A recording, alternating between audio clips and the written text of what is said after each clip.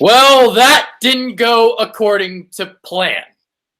And all I can think about are the missed opportunities that the Sixers had in Game 4.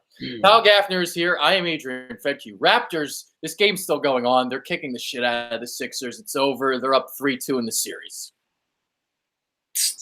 Terrible, man. This is a terrible way to lose. I didn't have much confidence that they would come up here and beat them anyway, just because we play so poorly up here in Toronto. But Game 4 is just going to be talked about for the longest time. You had a chance to go up 3-1, and you just let it slip right through your fingers. Right through. No, literally, man. I see this game tonight, and I see a game where Ben Simmons really has to step up, and he was soft. He was soft.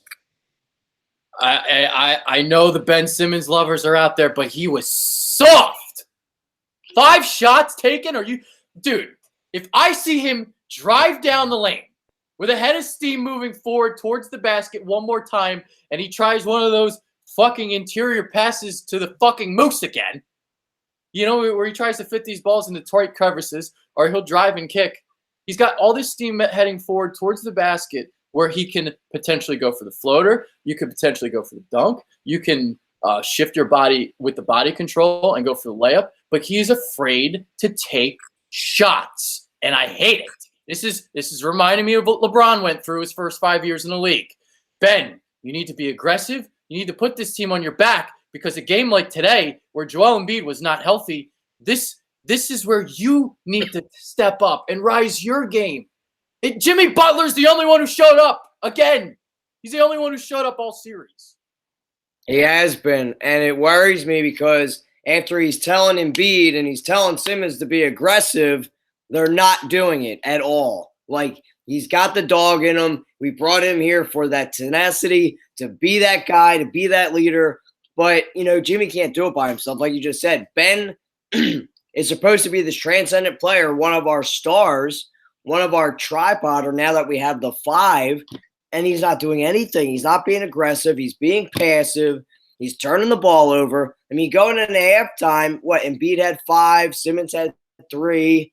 I mean, 7 turnovers between our 2 big guys. It's like, you can't have that. You have to have your big guys show up in the most important games, and that's the playoffs. And he's been trash. I have zero faith in Ben Simmons that he's ever going to be aggressive, ever. You see little glimpses of it, and then he does this. 5-6 games, he'll disappear and won't be aggressive. I don't know if it's because he's afraid to go to the free throw line and he's going to miss shots. I don't know if the booing is in the back of his mind. I don't know what it is, bro. But it is so frustrating, like you said, to see him get a full head of steam and he could go up.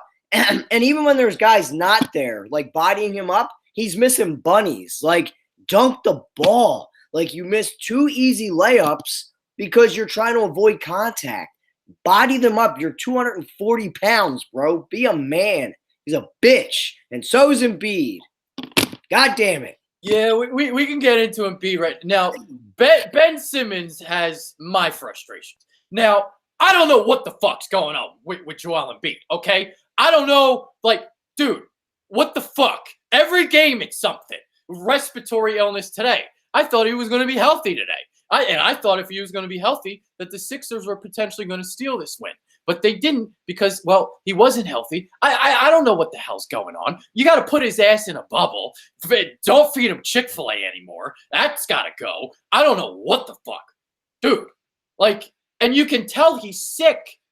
There's something wrong because he's not bringing the energy on both sides of the floor. And this is the problem. He's settling for threes because he doesn't have the energy to take it all the way to the basket. He's putting all of his energy on the defensive side of the floor and not on the offensive side. And we've seen the Sixers offense take a tumble these last 2 games. And the Sixers defense wasn't even good tonight. It was terrible. There's no energy. There's no energy like there was at Game 2 or even Game 3, where we won both those games off of our defense that really brought us up and we're scoring on the offensive end. It's like, okay, Toronto's good, right? But I honestly think we are a far better team. They've got one superior player, and they've got Siakam. The rest of their team, I don't think is that good. You've got Marcus Gasol that you should be attacking. He's not a shot blocker. Go right at him. He's not like a Joel Embiid where he's athletically going to go up and swat shots away. He's fat and he's slow. Why are we not game planning to go after him? Danny Green shouldn't be hitting wide open threes. You know what I mean? JJ Redick, what did he have, 6 shots tonight? Like, come on, man. Like, I don't understand. We know JJ Redick gets a lot of shots. It's like he either gets 80% of the shots during the offense or tonight he got nothing. It was like you got to get him going in transition with hitting some of those threes because without him, you've got very poor performances from behind the arc. Tobias Harris, I don't know what is going on with him. He just looks putrid. He has not showed up at all. He looks a little scared too. He wasn't good in game 4 either. He was like 5 of 21 or whatever he was, and like 2 of 13 from 3. Awful. See what did he finish? All right, so the game has concluded. You want to hear the score? Was it like 115 to 89? 125 to 89. Oh my god. Oh, all right, yo. I want to get your thoughts on Embiid because you feel a little bit different than me. I don't like. Just go ahead. Go ahead and say what you want to say. Okay, with the whole thing of him being sick or whatever, I look at that as like it being an excuse because we all know Jordan went out there with 104 fever, which is a lot worse than a respiratory infection. I have a respiratory infection right now. Okay, but okay, I don't play basketball, but you could still go out there. It's not like you're dead. Okay, he could have went out there and performed. Like it doesn't like pull your energy out of you. And I don't know if it's his way he diets or what it is, but it's like you're not bringing the energy. Everybody gravitates towards you. You're the superstar on this team. Everybody's going to draw everything from you. It all goes off of your defense and transition and this, and that. Like he just looked so soft tonight when he was going down on the block, and then he copped out by shooting those threes, but that was a trash time and they were trying to catch up. But it's like go up strong at the basket, dude. MJ did it with 104 fever. Like, you've had the flu before. That shit is like draining. That is draining, not a respiratory infection. It seems like they're making excuses for Joel Embiid and why he's performing like this. And that should be like a reason why the team is losing. It just seems like a cop-out. I understand where you're coming from. I completely get it. Now, I'm looking at his body language, and I'm like, dude, this guy is normally gregarious. He is normally smiling and personality galore, and I'm not seeing any of that these last 2 games. And it didn't even happen in game 2 either. Which game was he? They had the gastronitis. What game 1 was it? I think it was game 2. Okay, I can't remember. But whatever the case was, it's like when he's healthy, he's just all over the place, and I'm just seeing like MJ is like in this peak physical condition where he's 6'6", and you got this 7'2" behemoth, and you're asking him to play 35 to 40 minutes with an upper respiratory infection on bad knees, and it's I don't know. It seems like there's something more up, and because I'm not seeing the gregariousness, it's not there. The energy isn't there, and there's something more going on now. I will say this, you can't use it fully as an excuse because there were times where, you got your ass on the block, you kind of got banged around a little bit, and this has been, one of our issues with Joel. Now he has like a great face-up game, but when his back is to the basket, he still needs to refine these areas, and when he goes up against somebody who's a little bit bigger, a little bit thicker, like a Marcus Gasol, a little bit wider, it's a little bit harder for him than, say, obviously a Jarrett Allen, like the Nets series. And a Serge Ibaka. And I can't remember because you say the size thing, and I get that, but I'm trying to think if Shaq ever had anything like that. Yeah, he was twice his body language. Maybe he's trying to fake it. I don't know, but we don't know. Only the Sixers right. He doesn't look right. Now, Ben Simmons is drawing my ire, not JoJo. Ben Simmons is pissing me off, and I'm a Ben guy. So if that's the case, if Embiid is that bad, he's going to hurt your team more than anything if he is like that. Why is Brett Brown playing him? Yeah, You know what I mean? I mean, it seems like he kind of brings it defensively, but like the offensive end, he's just because he's clumsy with the basketball. He had 8 turnovers. He only took 10 shots. 6 of them were 3-pointers. So he's taking a lot of threes. And then Ben Simmons, it's like when against the Nets, he was taking 12 to 14 shots a game. It seemed like, and now it's like 5 shots tonight, dude. The one play where he went down the lane and he tried to squeeze a pass to the fucking Moose. I was ready to chuck my television. It was terrible. And there was 2 defenders right there. And it wasn't like a crisp pass. It was like one of these. It just went up. Yes. I don't know what it is, dude. That was my issue tonight. Was him with a head of steam going forward to be in complete control of the situation as you're driving to the basket and you're trying to pass the ball instead. Again, this was a game where they really needed you to step up, Ben. Joel Embiid not 100%, and you failed. And not only did you fail, you failed miserably.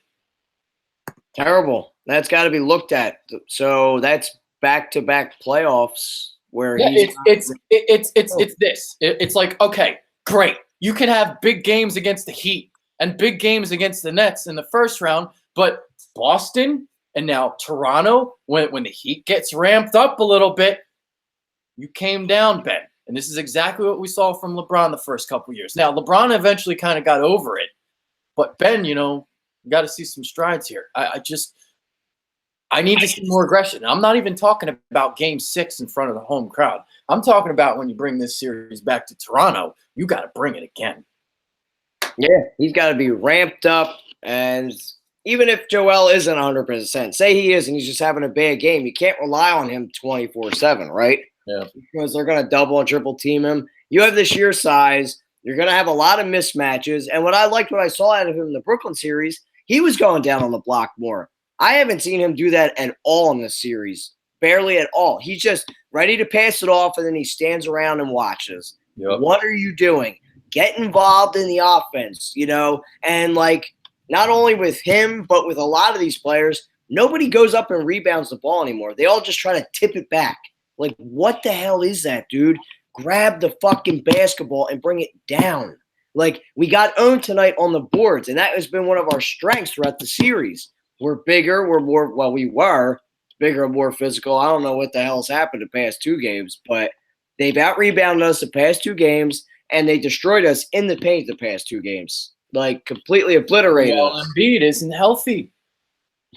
Like, I don't like he's not this bad defensively. Like he doesn't always bring it offensively if the matchup kind of hurts him, but like defensively he always brings it. I don't know, man. It's not the Joel Embiid that I'm accustomed to. Maybe he's a choke artist and we don't know this yet. I don't know, but I don't. That falls on Brett if that's the case. And, mix it up then. If this situation isn't working, why not bring, a Jonah Bolda in that's going to draw guys out more around the perimeter? Switch it up a bit. If that situation or if this lineup isn't working, bring some other guys in that's going to give you a little bit of energy off the bench. Just don't stick to what you have. Sometimes you got to mix it up and bring guys that could bring it full energy. You don't know what could happen, but leaving them just sit and rot on the bench isn't going to do you any good. All right, so just quick stats here. So they did get out rebounded 42-37, and then you look at Embiid, he only had 6 rebounds. So, he's a guy that's going to normally kill the offensive glass, and he didn't have 1. Sixers only had 5 offensive rebounds tonight, so it seemed like that they had a lot more the first couple of games. I don't know off the top of my head what the rebounding disparity was the first 3, but I know that it was pretty marginable. Yeah. And the last 2 games, the Raptors have pretty much evened it up, and they had the advantage tonight. So they're making strides in that area. And then the other area is the 3-point shooting, where they were 40% from downtown, 16 of 40. And you look at the last couple games coming in, they were 32.3% in Game 4, 10 of 32. Because Game 4, they didn't have a offensively proficient game. No. 7 of 27 in Game 3, 25%, 10 of 37. Game 2. So they were hitting their shots from beyond the arc. They were getting easy driving lanes to the basket that were not there the last couple games. So once again, the defense has to get cleaned up. They got to get the rebounding advantage back in their favor. And Joel Embiid better sit in that goddamn fucking bubble until Game 6. And not go out to the bar and just chill and stay out late at night and do this and like fucking stay your ass inside, bro. Wait till a day off to go out. Like, come on. Come on. I get you're 25, but this is game time right now. How do you know he didn't go out to the bar to only get Shirley Temples? It doesn't matter if he was drinking or not. Why are you out till 4 or 5 in the morning, bro? Like, what are you doing? Fucking stay inside. Stay inside. There should be. Do you know this definitively that he was out? Yeah. My buddy sent me a picture. He's like, look who's at Z-Bar right now. And he took a picture. I was like, wow, it's like 1:45 in the morning. What are you doing here? Like, why? Don't matter if you're drinking. You should be resting up, getting ready for game time. See, that's what separates the greats, okay? I understand you're 25. You want to go out. You want to do whatever. Cool. Totally understandable. But this is the playoffs, bro. This is the playoffs. You got to get locked in. You got to be at your freshest. And it's not only that. Look at his diet.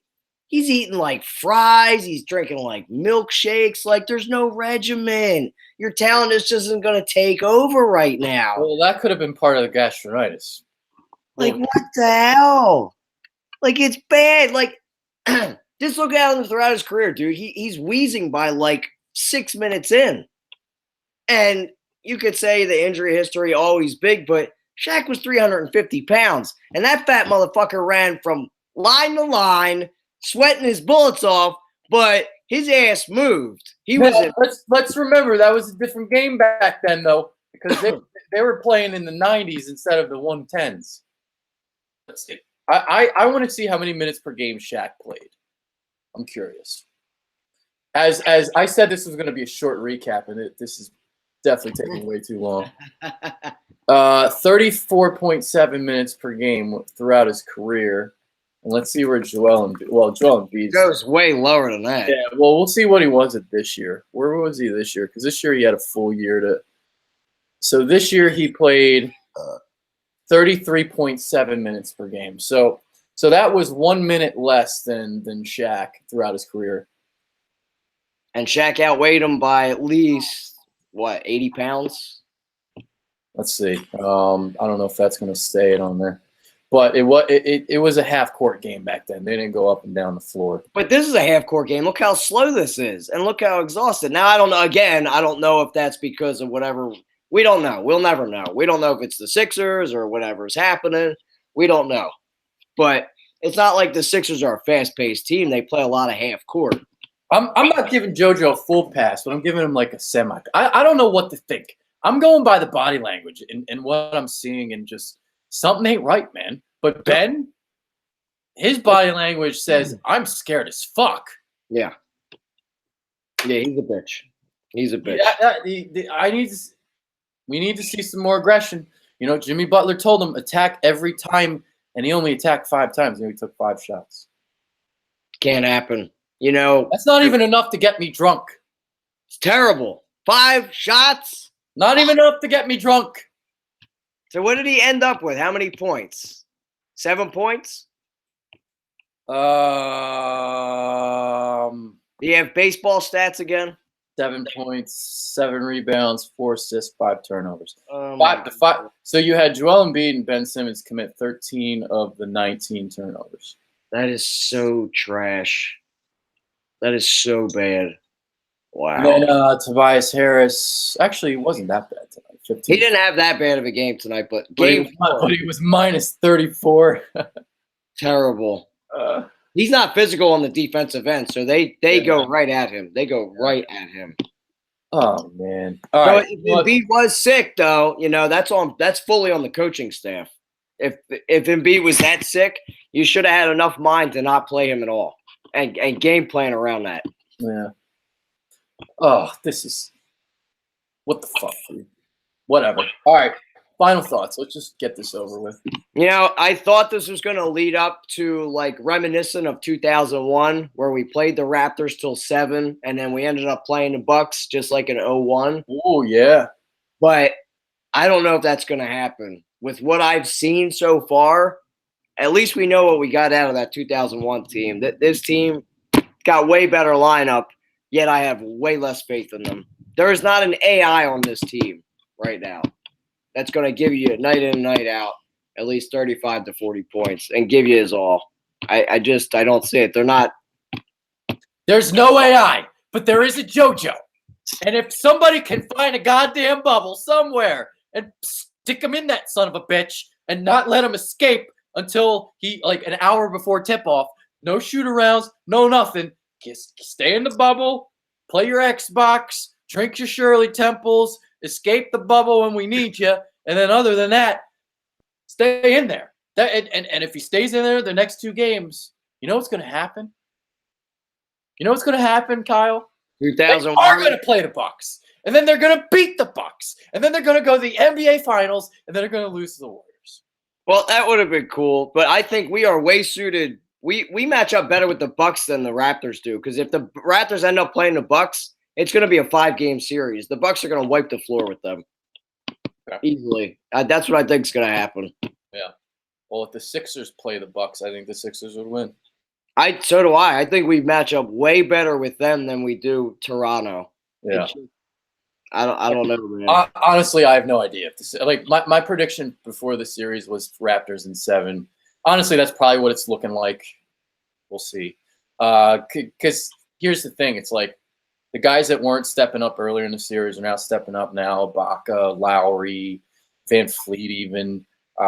So that's what it is. All right, I'm ending this because I said that this is going to be a 5-minute show. We started while the game was still going on, and here we are. So I got to recap I got to do my PI in 60. I got to get out of here. So we're going to do that. Sounds good. Yeah. We're out of here. That's Kyle Gaffner. Adrian, thank you. Peace.